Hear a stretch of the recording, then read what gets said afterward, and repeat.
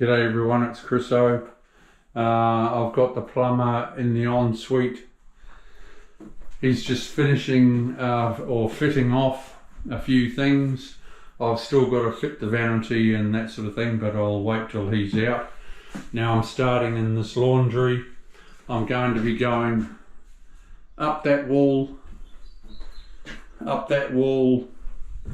and this wall will be a half wall, and that wall will be a half wall, tiled to the floor.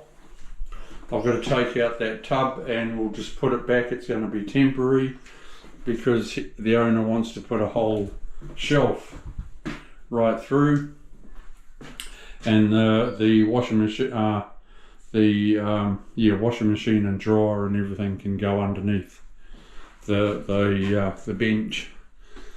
So it's going to end up a lovely laundry, and then I move into this bathroom here. This is the bathroom, so I'll be stripping it all out. It's going to have a freestanding bath, shower about the same size, new vanity, a set-in mirror cabinet, same as the ensuite, and then I'm redoing that toilet. It has a new toilet, so I'm redoing the floor and a skirting.